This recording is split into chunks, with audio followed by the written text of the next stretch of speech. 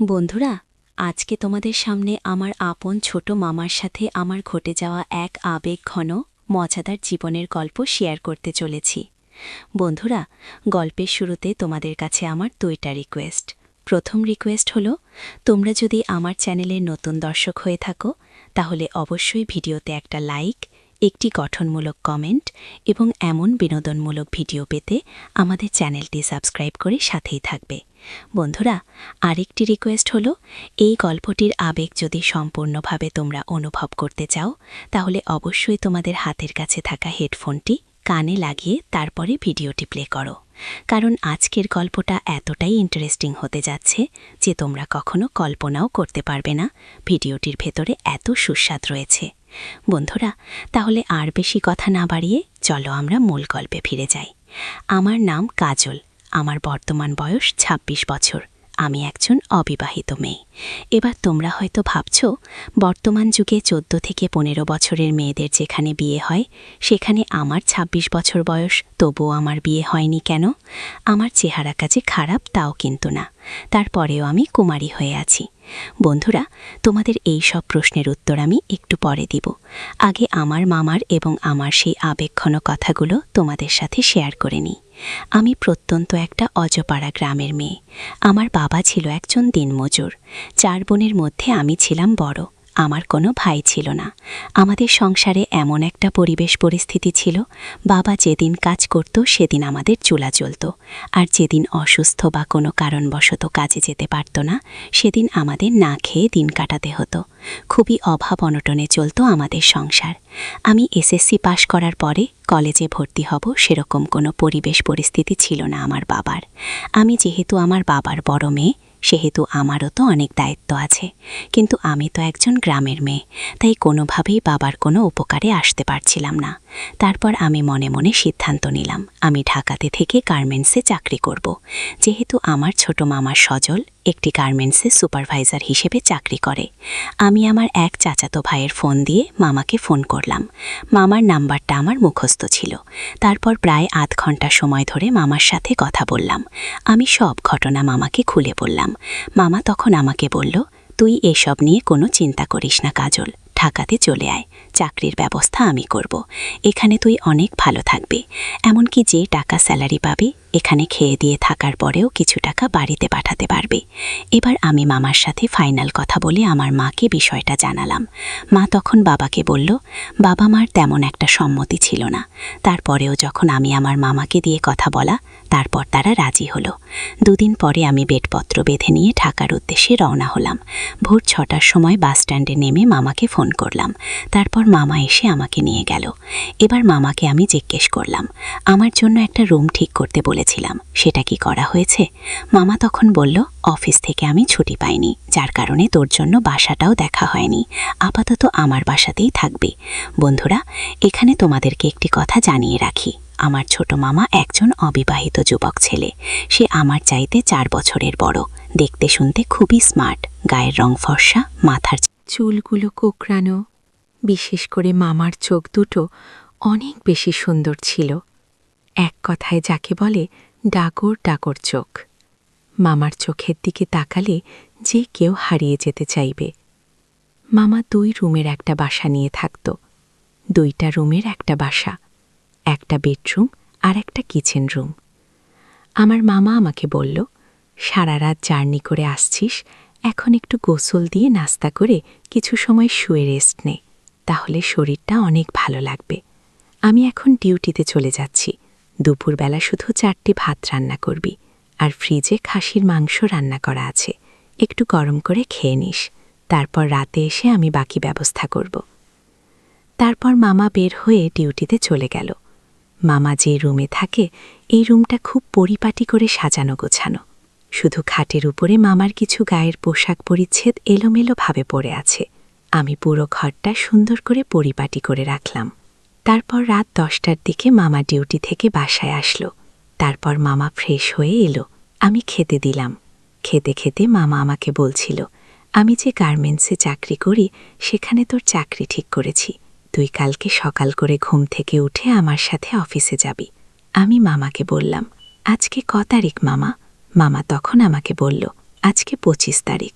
আমি মামাকে বললাম, যেহেতু এই মাসের 25 তারিখ হয়ে গেছে, এই 5টা দিন পরেই আমি চাকরিতে জয়েন করব। তবে মূল বিষয়টা হলো আমার থাকার ব্যবস্থাটা আগে করতে হবে। মামা তখন বলল, আমি বেশ কয়েকটা জায়গায় বাসা খুঁজছি, কিন্তু সেরকম ভালো পরিবেশে বাসা খুঁজে পাচ্ছি না। তুই 2-1টা দিন আমার বাসায় থাক, তারপরে আমি সুন্দর বাসা দেখে তোকে উঠিয়ে দেব। এবার আমি মামাকে বললাম, আমি তোমার রুমে কিভাবে থাকব মামা? এতে মানুষ কি বলবে? মামা তখন বলল, তোর কোনো সমস্যা না হলে মানুষের কথা ভেবে তোর লাভ নেই, কারণ এই ঢাকার শহরে কেউ কারো খোঁজ খবর রাখে না। আমি মামাকে বললাম, আমার কোনো সমস্যা নেই, তাছাড়া তুমি তো আমার পর কেউ নও, আমার মায়ের আপন ছোট মামা, অর্থাৎ আমার আপন ছোট মামা। আমরা দুজন কথা বলার মাঝে হঠাৎ মামার ফোন বেজে উঠল। মামা ফোন রিসিভ করল। মামার কথার প্রসেসে আমি বুঝতে পারলাম আমার মা ফোন করেছে। আমি মামাকে ফোনটা লাউডস্পিকার দিতে বললাম। এবার আমার মা মামাকে বলল, বেলাল, কাজল কোথায়? কাজল এখন কি করছে? ওর বাসাটা কি ঠিক করেছিস? আমার মা মামাকে এমনভাবে প্রশ্ন করছিল যে মামা আমার মায়ের কোনো কথার উত্তর দেবে ভেবে পাচ্ছিল না।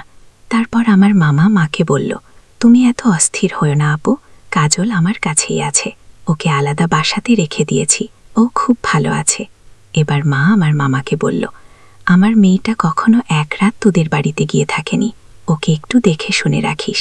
মামা বলল, তোমাকে একদম টেনশন করতে হবে না, ওর যাবতীয় দায়িত্ব আমার। এবার আমি মামাকে জিজ্ঞেস করলাম, আচ্ছা মামা, তুমি মাকে মিথ্যে কথা বললে কেন? তারপর মামা আমাকে বলল, কি এমন মিথ্যে কথা বলেছি তোর মাকে? আমি তখন মামাকে বললাম, তুমি মাকে বললে কাজলকে আমি আলাদা বাসায় রেখে দিয়েছি, কিন্তু আমি তো তোমার বাসাতেই রয়েছি, তাহলে তুমি মিথ্যে কথাটা কেন বললে? এবার মামা আমাকে বলল, আরে পাগলি মেয়ে, এত বড় হয়েছিস তবু তোর জ্ঞান বুদ্ধি হলো না। এই কথাটা তোর মাকে যদি আমি না বলতাম তাহলে তোর মা কী ভাবত? আমি যদি তোর মাকে বলতাম আমার বাসাতেই আমি তোকে রেখে দিয়েছি, এমনকি একই রুমের মধ্যে আমরা দুজন শুয়ে আছি, তাহলে তোর মায়ের মনের মধ্যে অনেক ধরনের টেনশন হতো। এবার আমি মামাকে জিজ্ঞেস করলাম, আমি তো তোমার কাছেই রয়েছি, এ কথা শুনলে মায়ের আবার টেনশন হওয়ার কি আছে? এবার মামা আমার ওপর একটু রেগে গেল। সে বলল, আরে বোকা মেয়ে, আমি তো একজন অবিবাহিত যুবক ছেলে, যদিও আমি তোর মামা, তারপরও তো একজন পুরুষ মানুষ। অনেক সময় নিজের বাবার কাছেও বিয়ের উপযুক্ত একটা মেয়ে নিরাপত্তা পায় না, আর সেই জায়গা থেকে আমি তো তোর মামা, আমার জীবনের প্রথম। এমন কথা শুনে তাকে অন্য একজন পুরুষ বলে মনে হল। আমি এর আগে আমার মামাকে নিয়ে কখনো এমন মন্তব্য আমার মাথায় ঢোকেনি। এবার মামাকে বললাম, আচ্ছা মামা, এখন তো এই রুমের মধ্যে আমি আর তুমি, তাহলে এই রুমে কি আমরা দুজন মিলে ঘুমাব? মামা তখন বলল, তোর যদি সমস্যা মনে হয় তাহলে আমি বাহিরে চলে যাচ্ছি, আমার এক বন্ধু মেসে থাকে, তার কাছে গিয়ে রাত কাটাবো, তারপর সকালে উঠে আমি অফিসে চলে যাব। আমি তখন মামাকে বললাম, এখন তো খাওয়া দাওয়া শেষ, রাত বাজে 11টা, এই সময় তুমি তোমার বন্ধুর কাছে যাবে, ওখান থেকে সকালে উঠে চলে যাবে অফিসে, তারপর রাত 10টার সময় আসবে, বাসায় এসে খাওয়া দাওয়া করে আবার তোমার বন্ধুর কাছে যাবে ঘুমানোর জন্য। আর এত সময় ধরে এই বদ্ধ রুমের মধ্যে আমি একা একা কিভাবে সময় কাটাবো? মামা তখন বলল, তাছাড়া তো কোনো রাস্তা নেই, এর মধ্যে একটা বাসা ঠিক হয়ে গেলে আমি তোকে সেখানে রেখে দিতে পারলে এসব সমস্যা সব দূর হয়ে যাবে। তারপর আমি মামাকে বললাম, না মামা, সামান্য 3-4 ঘন্টা সময়ের জন্য তোমাকে অন্য কারো কাছে শুতে যেতে হবে না, তুমি খাটের ওপর ঘুমাও, আমি নিচে বিছানা পেতে ঘুমাবো। তারপর মামা আমাকে বলল, ধুর পাগলি মেয়ে, তুই খাটের ওপর ঘুমা, আমি নিচে ঘুমাচ্ছি। মামা কোনো মতেই আমাকে নিচে বিছানা পেতে ঘুমাতে দিল না, আমি খাটের ওপর ঘুমালাম। এবার মামা আমাকে বলল, রুমের লাইটটা কি অফ করে দিবি? আমি তখন মামাকে বললাম, অন্ধকারে আমার ঘুম হয় না। মামা আমাকে বলল, ঘরে লাইট দেয়া থাকলে আমার আবার ঘুম হয় না, তারপরও কোনো সমস্যা নেই, আমি যে কোনোভাবে ঘুমিয়ে যাব। এবার আমরা দুজন দু জায়গায় শুয়ে পড়লাম, কোনোভাবেই আমার চোখে ঘুম আসছে না। নিচের দিকে তাকিয়ে দেখি মামা তার ফোন টিপছে, কিন্তু আমার তো অ্যান্ড্রয়েড কোনো ফোন নেই, আমি কিভাবে সময় কাটাবো বুঝে উঠতে পারছি না। আমার এভাবে নাড়াচাড়া দেখে মামা আমাকে বলল, কিরে কাজল, এভাবে নাড়াচাড়া করছিস কেন? ঘুম আসছে না নাকি? তারপর আমি মামাকে বললাম, হ্যাঁ মামা, নতুন জায়গা তো, তাই চোখে ঘুম আনতে পারছি না। তারপর মামা আমাকে বলল, ফোন দেখতি? আমি মামাকে বললাম, আমি ফোন দেখলে তুমি সময় কাটাবে কিভাবে? মামা তখন বলল, তাহলে দুজন একসাথে ফোন দেখি, তুই নিচে নেমে আয় অথবা আমি উপরে উঠে আসি। মামার এমন কথা শুনে আমার মনের মধ্যে কেমন যেন একটা আচমকা ভয় হচ্ছিল। আমি বলতে না চাইলে মুখ দিয়ে বের হয়ে গেল, না মামা থাক, আস্তে আস্তে আমি ঘুমিয়ে যাব। তারপর মামা কোনো কথা বলল না। এবার আমি লক্ষ্য করলাম মামা তার ফোনে ইমরান হাশমি অভিনীত সিনেমার একটি গান দেখছে। বন্ধুরা, তোমরা নিশ্চয়ই বুঝতে পারছ মামা কোন কোয়ালিটির গান শুনছে। এবার আমি খাটের মাঝখান থেকে মামা যেদিকে শুয়েছিল সেদিকে একটু এগিয়ে আসলাম, যাতে করে মামার ফোনের ভিডিওটি ভালো করে দেখতে পারি। এবার মামা ভিডিও দেখছে, আমিও দেখছি। ভিডিওটি দেখতে দেখতে আমার মনের ভেতরে কেমন যেন আলাদা একটা পরিবর্তন আসলো। মাঝে মধ্যে মামা আমার দিকে তাকাচ্ছিল। মামা যখন আমার দিকে তাকায় আমি তখন চোখটা বন্ধ করে ঘুমের ভান ধরে পড়ে থাকি। আবার যখন মামা ফোনের দিকে নজর দেয় তখন আমি চোখ খুলি। বেশ অনেক সময় ধরে দু মামা ভাগ্নের মধ্যে এভাবে চোর পুলিশের খেলা চলছিল। কিছু সময় পর আমি একটা বিষয় লক্ষ্য করলাম, মামা তার বাম হাত দিয়ে ফোন ধরে আছে আর ডান হাতটি আরেকটি কাজে ব্যস্ত রেখেছে। মামা হয়তো মনে করেছে আমি ঘুমিয়ে গেছি। তারপর সে একের পর এক ওই নায়কের ভিডিওগুলো চালিয়ে যাচ্ছে। কিছুক্ষণ পর আমি লক্ষ্য করলাম মামা তার বিছানায় উঠে বসে পড়ল। তারপর বারবার আমার দিকে কেমন করে যেন তাকাচ্ছিল। আমি কপালের উপরে হাত রেখে এমনভাবে ঘুমাচ্ছিলাম যেন ছোট করে তাকালে মামা বুঝতে না পারে আমি তার দিকে তাকিয়ে আছি। এবার মামা আস্তে আস্তে আমার খাটের দিকে এগিয়ে আসলো। আমার মনের ভেতরে একটু ভয় ঢুকে গেল। কিছুক্ষণ আগে তাহলে মামা যা বলেছিল যে একটি যুবতী মেয়ে কিছু কিছু সময় নিজের আপন মানুষের কাছেও নিরাপদ থাকে না, তাহলে কি মামা আমাকে সেভাবেই সেই চোখেই দেখছে? নাকি ভিডিও দেখে মামার মানসিকতা এমন ভিন্ন হয়ে গেছে? তারপর মামা এক পলকে আমার দিকে তাকিয়ে থাকল। আমি বুঝতে পারলাম মামা যেভাবে আমাকে দেখছে তাতে সে শুধু আমার মুখের দিকেই তাকিয়ে নেই। তারপর আবার বিছানাতে শুয়ে পড়ল। এবার কখন যেন আমি ঘুমিয়ে গেছি, একটু টের পাইনি।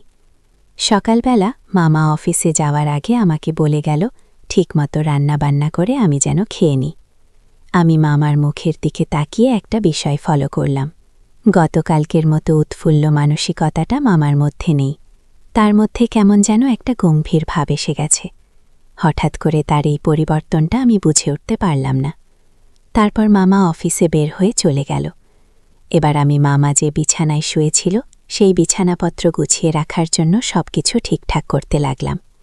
তারপর মামার রাত্রে পরিহিত লুঙ্গিটা ভাঁজ করে আলমারির উপর রাখার জন্য আমার হাতে নিতেই কেমন যেন একটা ঠান্ডা ভেজা অনুভব হল।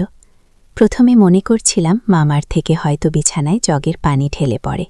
বন্ধুরা, আমি একজন যুবতী, বিয়ের উপযুক্ত মেয়ে, অনেক কিছুই কিন্তু আমি বুঝতে পারি। তারপর আমি মামার পরিহিত লুঙ্গিটা নিয়ে বাথরুমে গিয়ে সাবান দিয়ে কেচে বারান্দায় দড়ি টানানোর উপর শুকাতে দিয়ে এলাম। এবার আমি সেই বিষয়টা নিয়ে অনেকক্ষণ গভীরভাবে ভাবনা করতে লাগলাম। আমি মামার বাসাতে থেকেই 2 দিনে সংসারের অনেক কিছু বুঝে গেলাম। একটা মেয়ে তার স্বামীর সংসারে ছোটখাটো কাজগুলো কিভাবে করতে হয়। এবার রাত্রে মামা বাড়িতে আসলো। তারপর আমাকে বলল, কাজল, আমার লুঙ্গিটা তো খুঁজে পাচ্ছি না। আমি তখন মামাকে বললাম, লুঙ্গিটা আমি বারান্দার উপরে কেচে শুকাতে দিয়ে আসছি, তুমি একটু ওয়েট করো, আমি এনে দিচ্ছি।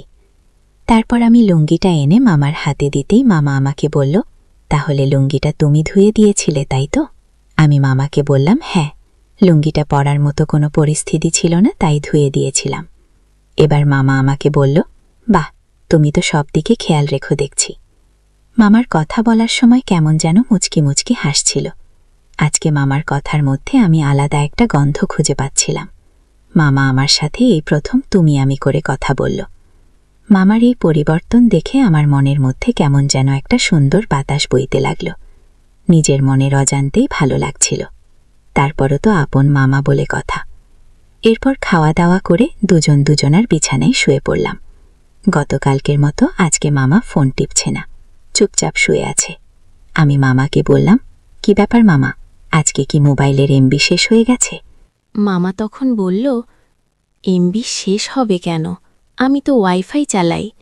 আমি বললাম, ও আচ্ছা, তুমি তো আজকে ফোন চালাচ্ছ না। মামা তখন বলল, কেমন যেন আজকে আমার মনের কাছে কোনো কিছু ভালো লাগছে না। আমি তখন মামাকে বললাম, কোনো কিছু হয়েছে তোমার? বাবা তখন বলল, না, তেমন কোনো কিছু হয়নি, এসব নিয়ে তোমাকে ভাবতে হবে না, এখন ঘুমিয়ে পড়ো। মামার এমন নম্র সুর আগে কখনো আমি শুনিনি। আমি আর মামাকে কোনো কথা বললাম না, চুপচাপ শুয়ে পড়লাম। এবার সকালবেলা মামা বিছানা থেকে কোনোভাবেই উঠছে না। ৮টা বেজে যাচ্ছে।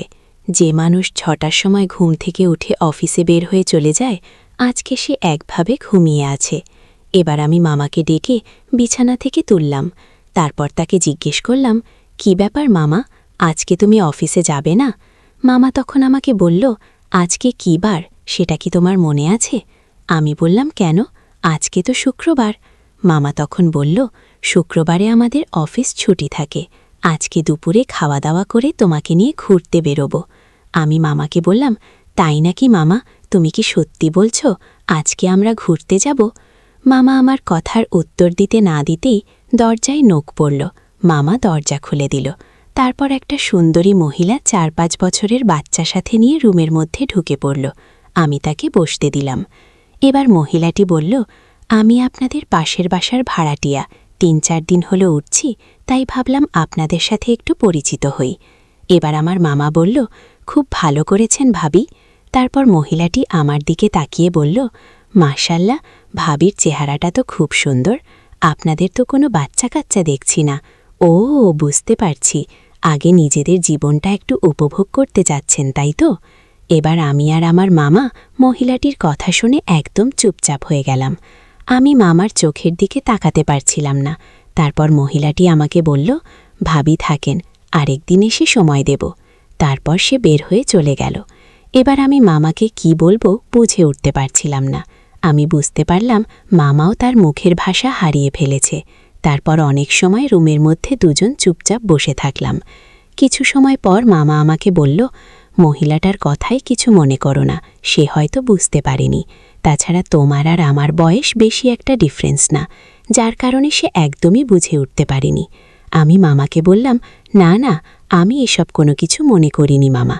তারপর আমি মামাকে বললাম, আজকে আমাকে ঘুরতে নিয়ে যাওয়ার কথা ছিল, যাবে না? মামা তখন বলল, আমার শরীরটা কেমন যেন হঠাৎ করে একটু এলোমেলো লাগছে, বাইরে কোথাও যেতে ইচ্ছা করছে না।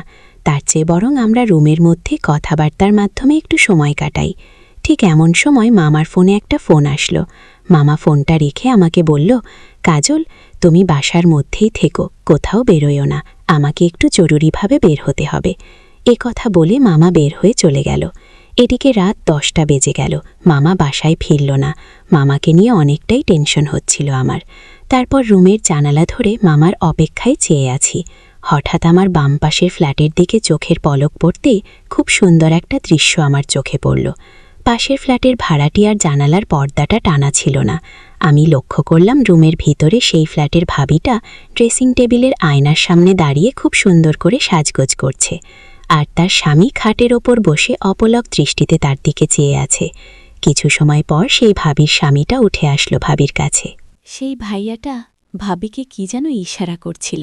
ভাবি বারবার মাথা নেড়ে না না করছিল।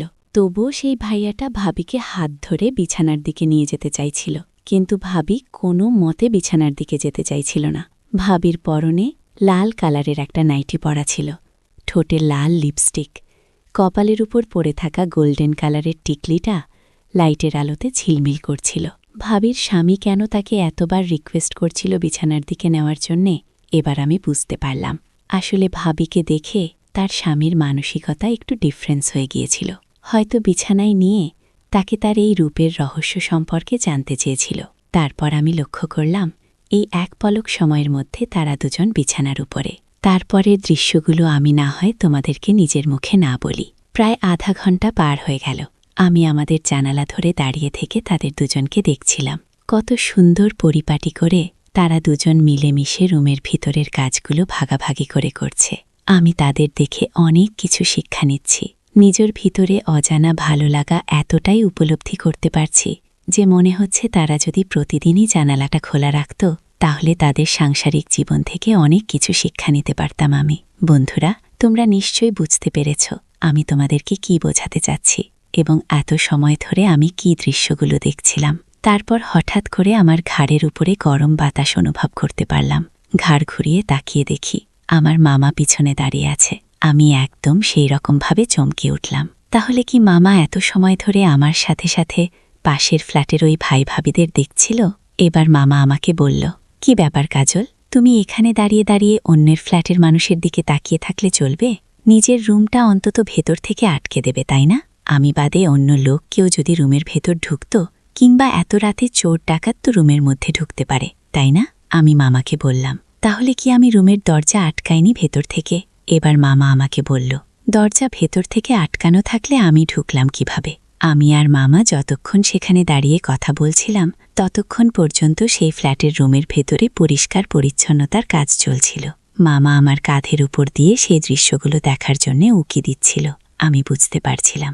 এবার মামা আমাকে বলল, ঠিক আছে কাজল, তুমি এখান থেকে যাও, আমার খাবার দাবার রেডি করো গিয়ে। আমি এবার পরিষ্কার বুঝতে পারলাম মামা আমাকে তাড়িয়ে দিয়ে জানালা ধরে এখন দাঁড়িয়ে থাকবে। হয়তো আমার সামনে সেখানে দাঁড়িয়ে থাকতে পারছে না, কিন্তু মামারও বোঝা উচিত ছিল যে আমি সেখানে দাঁড়িয়ে থেকে তাদের কাজকর্ম দেখে আমি সংসার জীবনের কিছু শিক্ষা নিচ্ছি, কিভাবে একটা রুমের সৌন্দর্য বাড়িয়ে তুলতে হয়। তারপর আমি মামার মুখের উপর কোনো কথা না বলে সেখান থেকে সরে আসলাম। এবার আমি রান্নার রুমে চলে গেলাম। মামার খাবারের প্লেট হাতে নিয়ে রুমের মধ্যে ঢুকিয়ে দেখি আমার মামা জানালা ধরে গভীর মনোযোগ সহকারে দাঁড়িয়ে আছে। এক পাও সে সেখান থেকে নড়াচড়া করছে না। এবার আমি মামাকে ডাক দিলাম। আমার মনের মধ্যে প্রচণ্ড রাগ হচ্ছিল। মামা আমাকে সেখান থেকে তাড়িয়ে দিয়ে নিজে দাঁড়িয়ে থাকবে, এটা আমি কোনোভাবে মেনে নিতে পারছিলাম না। এবার মামা খেতে বসল। খাওয়া দাওয়া শেষ করে মামাকে বললাম, আজকে আমি নিজে বিছানা পেতে শুব, তুমি খাটের উপর শুয়ে পড়বে। মামা বলল, কেন? আমি বললাম, এমনিতেই শক্ত জায়গায় শুতে আমার খুব ভালো লাগে। এবার খাওয়া দাওয়া করে আমরা শুয়ে পড়লাম। আমি ফ্লোরে বিছানা পেতে শুয়ে আছি, মামা খাটের উপরে। কেউ কারো সাথে কথা বলছি না। হয়তোবা আমার মনের মধ্যে যে ঝড়টা বয়ে যাচ্ছে, মামার মনের মধ্যেও হয়তো সেই একই অবস্থা চলছে। আজকে আমার চোখে এত রঙিন স্বপ্ন নিয়ে আমি বিভোর হয়ে আছি, কাউকে বোঝাতে পারবো না। এদিকেও খাটের ওপর মামার দীর্ঘশ্বাসের শব্দ মাঝে মধ্যে আমার কানে এসে লাগছে। অনেকক্ষণ যাবৎ এভাবে মামা দীর্ঘশ্বাস নিচ্ছিল। এবার আমি মামাকে বললাম, তোমার কি শরীর খারাপ মামা? আমি মামাকে বললাম, আমি কি একবারও বলেছি যে আমার শরীর খারাপ? আমি মামার কথার মধ্যে কেমন যেন একটু রাগ অনুভব করতে পারলাম। তারপর আমি মামাকে বললাম, তুমি যে অসুস্থ মানুষের মতো দীর্ঘশ্বাস ফেলছ। এবার মামা আমাকে বলল, দীর্ঘশ্বাসের ভাষাটা তুই যদি বুঝতে পারতি তাহলে তো এত কষ্ট আমাকে পেতে হতো না। এবার আমি মামার কথার ভাষায় স্পষ্ট বুঝে গেলাম। আমি হয়তো মামাকে নিয়ে যেটা ভাবছি, মামাও হয়তো আমাকে নিয়ে সেটাই ভাবছে। আমি তো মেয়ে মানুষ, তাহলে আমি তাকে কিভাবে কথাগুলো আগে বলি? সে যদি আমাকে কোনো রকমভাবে একটু বলতো তাহলে হয়তো আমি অকপটেই সেটা গ্রহণ করে নিতাম। অনেকক্ষণ চুপচাপ থাকার পরে আমি লক্ষ্য করলাম মামা কোনো কথা বলছে না, মাঝে মধ্যে সেই লম্বা লম্বা দীর্ঘশ্বাস ফেলছে। এবার আমি বাধ্যতামূলক মামাকে বলেই ফেললাম, মামা, তুমি কি নিচে ফ্লোরে শুতে আসবে? হাটের উপরে বোধহয় তোমার ঘুম হচ্ছে না। তারপর মামা বলল, না রে কাজল, ঘুম না হলেও আমি উপরেই শুয়ে থাকি, নিচে আর যেতে চাই না। তারপরেও আমি মামাকে আবার বললাম, তুমি নিচে এসো, আমি খাটের উপরে ঘুমাচ্ছি। তারপর মামা আস্তে করে নিচে নেমে আসলো। তারপর আমি উঠে বসলাম। এবার মামাকে বললাম, তুমি এখানে আরামে শুয়ে পড়ো, চোখে ঘুম চলে আসবে, আমি খাটের উপর যাচ্ছি। তারপর মামা ফ্লোরে শুয়ে পড়ল। আমার মনে একটুও চাচ্ছিল না যে আমি খাটের উপরে ঘুমাতে যাই, কিন্তু মামা একটা বারের জন্যও বলল না যে কাজল, তোকে উপরে যেতে হবে না, তুই এখানে ফ্লোরেই ঘুমা। মামা যদি আমাকে সেখানে ঘুমাতে না বলে তাহলে আমি উপজাসুক হয়ে সেখানে শুতে পারি না। এবার আমি ইচ্ছা না থাকা সত্ত্বেও খাটের উপর এসে শুয়ে পড়লাম। প্রায় আধা ঘন্টা দুজনেই চুপচাপ, কিন্তু মামার সেই দীর্ঘশ্বাসের শব্দটা কোনোভাবে বন্ধ হচ্ছিল না। এবার আমি মামাকে বললাম, তোমার মনে হয় কোনো সমস্যা হয়েছে মামা, তুমি তো ঘুমাচ্ছ না। মামা আমাকে বলল, আচ্ছা কাজল, তুই কি আমাকে একটা কথা বলবি?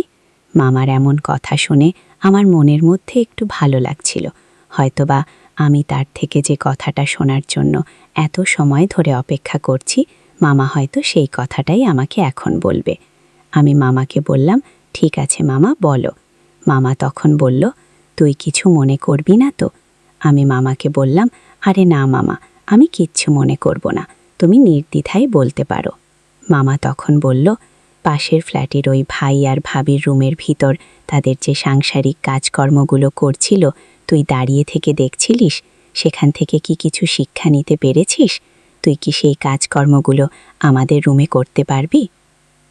বন্ধুরা, আমি মামাকে কিভাবে বোঝাবো যে আমি তার এই কথার অপেক্ষাতে আছি, মামা কখন আমাকে এই কথাটা বলবে? তারপর আমি 1 পা 2 পা করে খাটের উপর থেকে নিচে ফ্লোরের বিছানার উপর গেলাম। তারপর যা ঘটল, বাপরে বাপ! আজকের ভিডিওতে বলা একদমই আমার পক্ষে সম্ভব নয়। বন্ধুরা, তোমরা কিছু মনে নিও না। তোমরা না চাইলেও আমি পরের ভিডিওতে মামার সাথে আমার তারপর যে ঘটনাগুলো ঘটেছিল সবকিছুর বিস্তারিত বর্ণনা তুলে ধরব। প্লিজ তোমরা আমার উপর রাগ করো না। আজকের ভিডিওটা এমনিতেই অনেক বড় হয়ে গেছে। সবার প্রতি আমার দোয়া ও আশীর্বাদ রইল। যে যেখান থাকো, নিজেদের পরিবারের দিকে খেয়াল রাখবে। সবার সুস্বাস্থ্য কামনা করে আজকের মতো বিদায় নিচ্ছি। আমি কাজল। Bye bye bye.